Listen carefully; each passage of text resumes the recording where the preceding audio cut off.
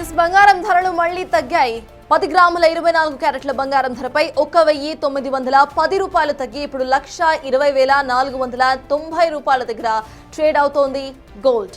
అలాగే 10 గ్రాముల 22 carat gold ధరపై 1,750 రూపాయలు తగ్గి 1,10,450 పలుకుతోంది. ఇక 10 గ్రాముల 18 క్యారెట్ల బంగారం ధరపై 1,430 రూపాయలు తగ్గి 91,800గా నమోదైంది. హైదరాబాద్, విజయవాడ, విశాఖపట్నంలో దాదాపు ఇవే రేట్స్ కనిపిస్తున్నాయి. అటు వెండి ధరపై 1000 రూపాయలు తగ్గి 1,65,000గా వెండి కనిపిస్తోంది.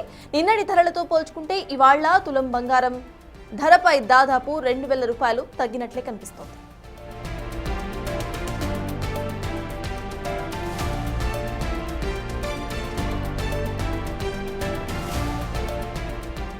బంగారం ధరలు తగ్గడానికి కారణం అమెరికా ఫెడరల్ రిజర్వ్ కీలక వడ్డీ రేట్లను తగ్గించడమే. భారతీయ మల్టీ కమోడిటీ ఎక్స్చేంజెస్ లో భాగంగా బంగారం, వెండి ధరలు ఒకసారిగా పడిపోయాయి. ప్రపంచ మార్కెట్స్ లో డాలర్ బలపడడం, పెట్టుబడిదారులు బంగారంపై లాభాల స్వీకరణకు మొగ్గు చూపించడం దీనికి ప్రధాన కారణంగా కనిపిస్తోంది.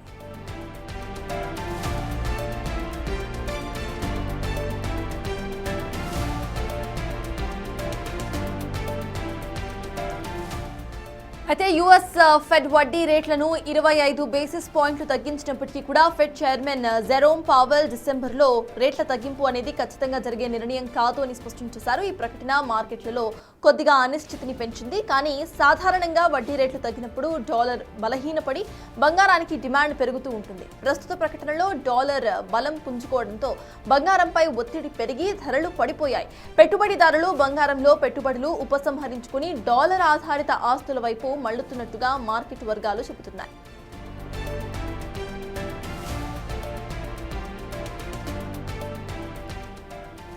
కేవలం 10 రోజుల వ్యవధిలోనే పసిడి ధరలు దాదాపు 10% మేర తగ్గిపోయాయి. ధన త్రయోదశి సందర్భంలో 1,30,000 మార్కును తాకిన బంగారం ప్రస్తుతం 1,20,000కు పడిపోయింది.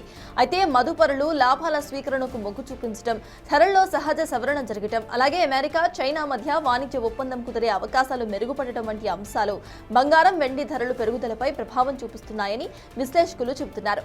మార్కెట్ వర్గాల అంచనాల ప్రకారం రాబోయే రోజుల్లో ధరలు మరో 5 నుంచి 10% వరకు పడిపోవచ్చని భావిస్తున్నారు.